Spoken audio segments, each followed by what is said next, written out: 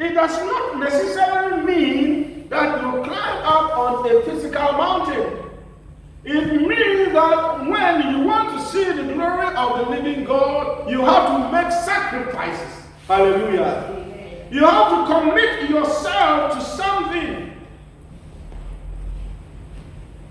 The glory of the living God is not anything that you can just walk into it.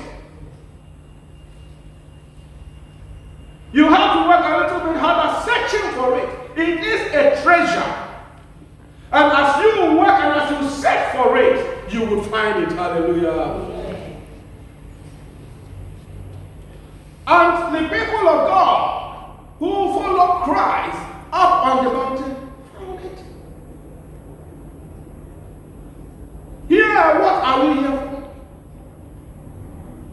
Don't we have our various reasons apart from being children of God? Yes, of course. We are children of God, but we want to make it here on earth. We want to function supernaturally. We want to do exploit. Moses prayed. Moses had all the athletes. He had all the training, but he had to put them behind and fast. He fasted 40 days and nights. Moses had to climb that physical mountain because that's where the Lord called him to meet him.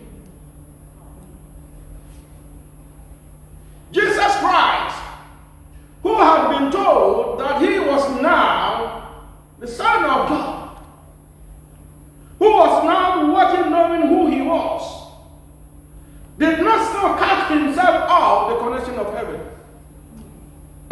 He continued to pray. He continued to study. He continued to fast. And when the time came, he had to climb.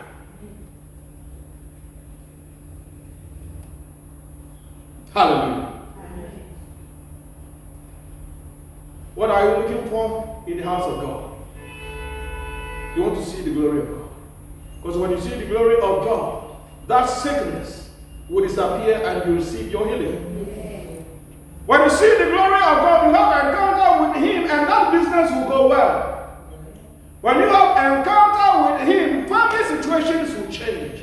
When you have an encounter with him, people will come to you rather than running away from you. When you have an encounter with him, people will see how important you are. Hallelujah. But for us to see the glory of the living God, we cannot sit down at one place and think, I am Christian and that is all.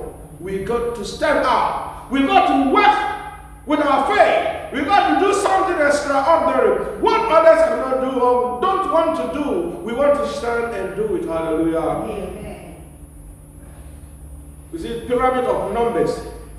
At the bottom, the playing ground, you see so many people. But as it goes up, it begins to take a shape. Going up and people are dropping and people are dropping and people are dropping. But it is on top there, the glory of the living God is sitting. Hallelujah. Amen. So when we are just with the numbers, doing what everyone else is doing in the house of God, that glory, extraordinary encounter is not coming. Everyone is sleeping and so I am also sleeping. That extraordinary encounter will not come.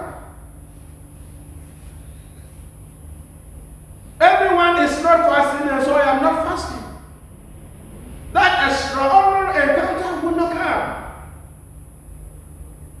You know that people are cultivating bad habits. So when Jesus was sending the letters to the 7 churches, he spoke about their credibilities, but he also spoke hammering on their weaknesses.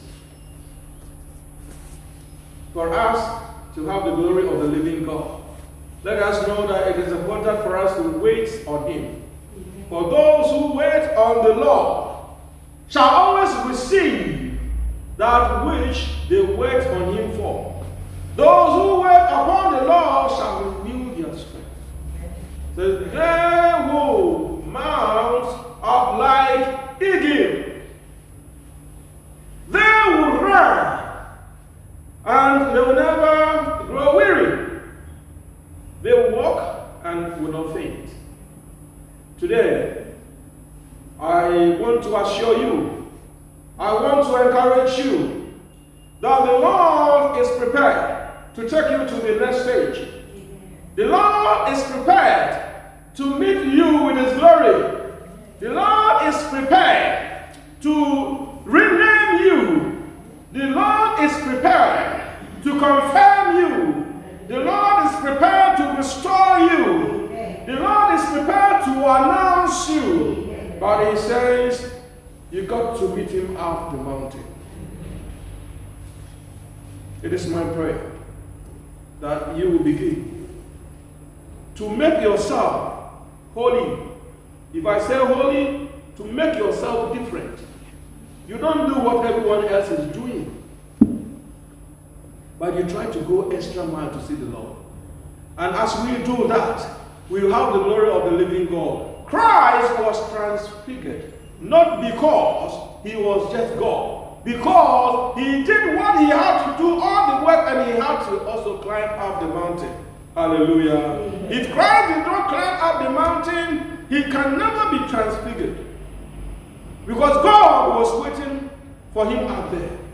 Hallelujah. God is waiting for you here in Golden Gate. That you will commit yourself fully. You will dedicate yourself to the service of God. And work with fear and trembling the work of your salvation. And I believe so strongly.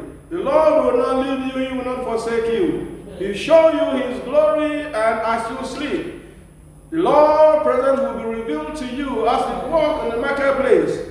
You will see angels walking side by side you. And as you even walk through the valley of the shadow of death, you would have encounter with